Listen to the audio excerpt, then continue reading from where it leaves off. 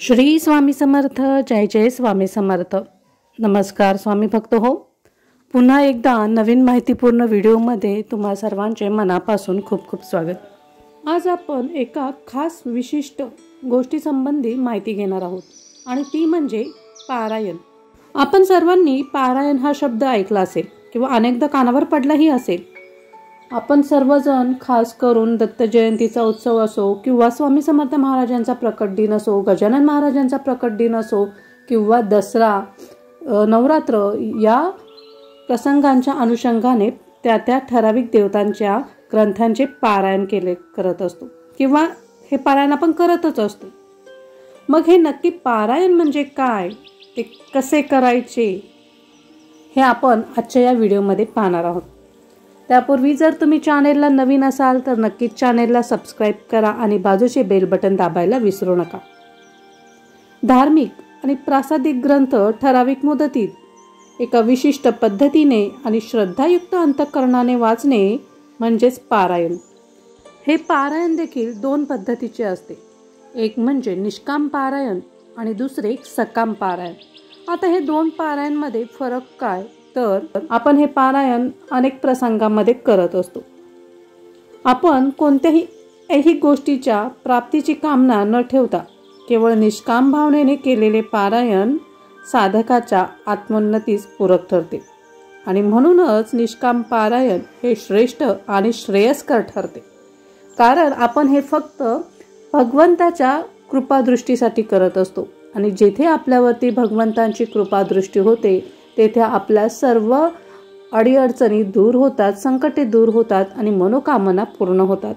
त्यामुळे मला तरी असे वाटते की कोणत्याही इच्छेने आपण कोणतेही पारायण न करता फक्त भगवंतांची कृपादृष्टी व्हावी ह्या दृष्टीने, या अंतःकरणाने, श्रद्धायुक्त अंतःकरणाने जर हे पारायण केले तर आपल्यावरती त्या देवाची कृपादृष्टी ही होतेच.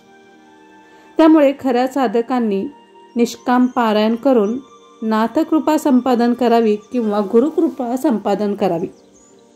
तर हे झाले निष्काम पारायण, जे कोणत्याही भावनेने, निष्काम भावनेने केलेले असते आणि म्हणून त्याला निष्काम पारायण असे म्हणतात. काही सांसारिक कामनापूर्तीची अभिलाषा ठेवून जे पारायण केले जाते ते सकाम पारायण असे मानले जाते. म्हणजे आपण ज्या इच्छापूर्तीसाठी एखादी इच्छा मनात ठेवून ती इच्छा पूर्ण होण्यासाठी जर एखादे पारायण करत असो तर त्याला सकाम पारायण असे म्हणतात. म्हणजे देवाच्या प्रतिमेसमोर विशिष्ट हेतू ठेवून तसा संकल्प करून कार्यतळीस जाण्यासाठी मी अमुक एवढी पारायणे करेन किंवा अमुक हे कार्य करेल असं देवाला सांगणे म्हणजेच हे सकाम पारायण. अशा पारायणाने सुद्धा भाविकांची कार्ये सिद्धीस जातात. देवांची किंवा सद्गुरूंच्या दैवी अगाध शक्तीचे पाठबळ आपल्याला ह्या अशा पारायणांनी सुद्धा लाभत असते. तर हे झाले पारायणाचे प्रकार.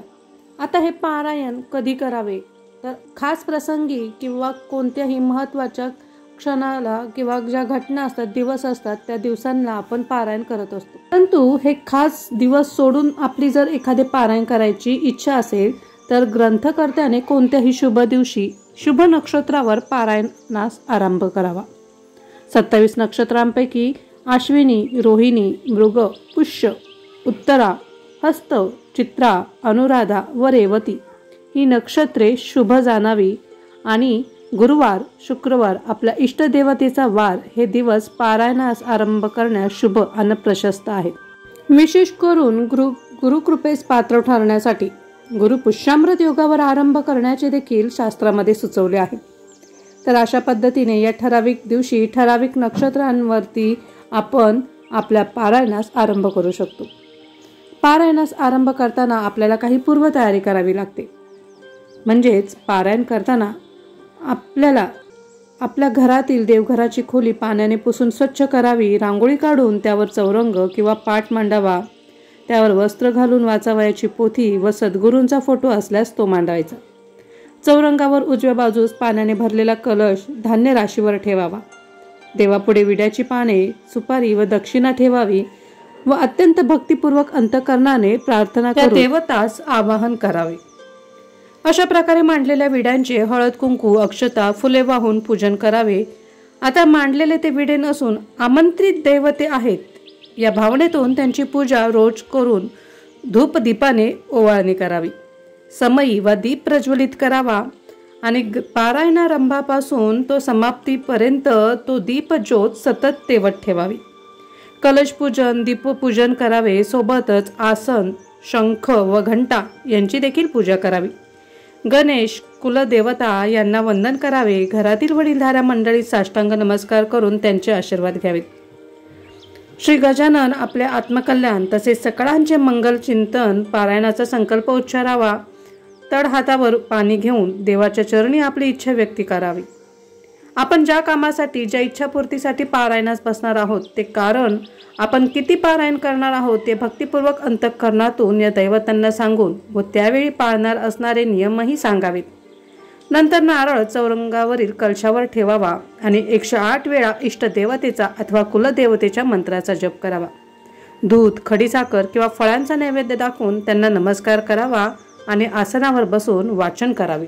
आणखीन एक म्हणजे जे नियम आपण पहिल्या दिवशी पाळू तेच नियम आपल्याला ग्रंथ समाप्तीपर्यंत पाळायचे आहेत। पोथी वाचण्यापूर्वी आंघोळ करून सोवळे किंवा धूत वस्त्र नेसावे। सकाळच्या वाचनाला सूर्यदेवतेची साक्ष असते, तर संध्याकाळी वाचन करत असो तर चंद्राची साक्ष असते, म्हणून कोणत्याही वेळी समाप्ती केली तरी चालते। मात्र एकाच वेळी पारायण केल्यास ज्यावेळी सुरुवात केली असेल त्याच देवताच्या साक्षीने समाप्ती करावी। म्हणजे पोथी जर तुम्ही सकाळी सुरू केली असेल तर समाप्ती देखील सकाळीच करावी आणि सायंकाळी सुरू केली असेल तर सायंकाळी समाप्ती करावी। आपल्या नेहमीच्या साध्या पारायणाचा नियम जास्त कडक नसले तरी पोथी वाचनाच्या काळामध्ये मांसाहार करू नये, शुचिर्भूतता पाळावी। संपूर्ण दिवस देवतेचे स्मरण ठेवावे। पारायण काळामध्ये जर तुम्हाला शक्य असेल तर मौन पाळल्यास उत्तम। पारायणाची जागा स्वच्छ, शुद्ध, मन प्रसन्न करणारी व शांत असावी। ग्रंथ वाचन करताना ग्रंथ जमिनीवर ठेवू नये, चौरंगावर व पाटावर नवे कोरे रेशमी वस्त्र पसरवून त्यावर ठेवावा। पारायण काळात ग्रंथ ठरल्या जागेवरून देखील हलवू नये। ग्रंथ वस्त्रात बांधून ठेवू नये आणि समाप्तीच्या दिवशीही तो उघडाच ठेवावा। पारायणासाठी पूर्वाभिमुख बसावे, धूत वस्त्र परिधान करावे, काळे वस्त्र नेसू नये। अभक्ष भक्षण व अपेय पान वर्ज्य करावे। कायिक वाचिक व मानसिक शुद्धी राखावी। पारायण करत्याने पारायणाच्या जागी जमिनीवर चटई किंवा घोंगडे अंथरून झोपावे। आचरण शुद्ध व निर्मळ ठेवावे। आहारावर नियंत्रण असावे। साधकांनी बाहेरचे अन्न ग्रहण करू नये। अशा तऱ्हेने पारायण करणाऱ्या साधकांना साधनेतले दिव्य अनुभव निश्चितच येतात। रोज सायंकाळी पोथी वाचन झाल्यावर धूपारती करावी। पारायण पूर्ण वाचून झाल्यावर पोथीस नवीन वस्त्र व हार घालून त्यांची गंध अक्षता वाहून पूजा करावी। महाप्रसादाचा नैवेद्य दाखवावा। नैवेद्यात आपल्या सद्गुरूंना किंवा पारायण केलेल्या देवतेला आवडणारे पदार्थ करावे। आधी कुलदेवतेला नैवेद्य दाखवावा। इष्टदेवतांना नैवेद्य दाखवून झाल्यानंतर साष्टांग नमस्कार करून पारायण काळामध्ये झालेल्या चुकांबद्दल क्षमा मागावी आणि अशीच तुमची माझ्यावर सदैव कृपादृष्टी असावी अशी प्रार्थना करावी। अशा पद्धतीने आपल्याला आपले पारायण पूर्ण करायचे आहे। पारायण झाल्यानंतर महत्त्वाची असते ती उत्तरपूजा। उत्तरपूजा करताना अक्षता आपल्या हृदयापाशी धरून आवाहन केलेल्या देवतांना निरोप द्यावा। उत्तरपूजा करतेवेळी भक्तिपूर्वक अंतःकरणातून प्रथम दैवतांचे बोलावल्याप्रमाणे आल्याबद्दल आभार मानावेत आणि आपण जनकल्याणासाठी आपल्या स्थानांवर गमन करावे अशी प्रार्थना करावी। अक्षता त्या विड्यांवर व कलशांवर पुनश्च पुनरागमनायच असे म्हणून वाहाव्यात व त्या कलशातील पाणी आपल्या घरात शिंपडावे व उरलेले पाणी तुळशीत सोडावे। नंतर हे निर्माल्य वाहत्या पाण्यात विसर्जन करावे आणि संकल्पाचा नारळ त्वरित फोडून तो प्रसाद कुटुंबातील सर्वांनी ग्रहण करावा। अशा पद्धतीने आपल्या पारायणाची उत्तर पूजा करावी। अशा पद्धतीने आपण आपल्या इच्छित मनोवांछित इच्छापूर्तीसाठी कोणतेही पारायण करू शकतो।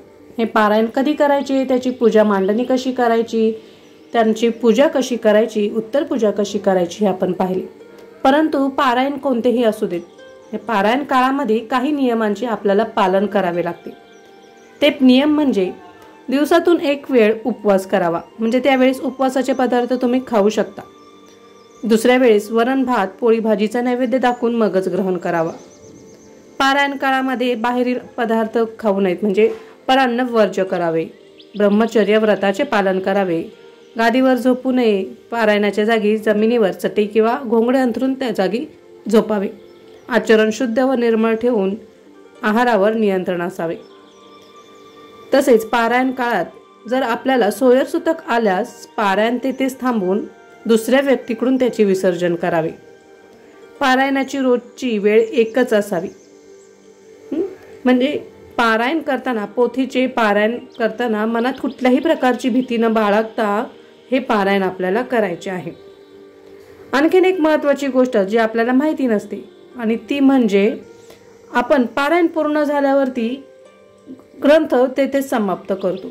परंतु असं न करता पारायण पूर्ण झाल्यावरती प्रथम अध्यायाच्या 5 किंवा 11 ओळी पुन्हा वाचाव्यात आणि मग त्या पारायणाची समाप्ती करावी.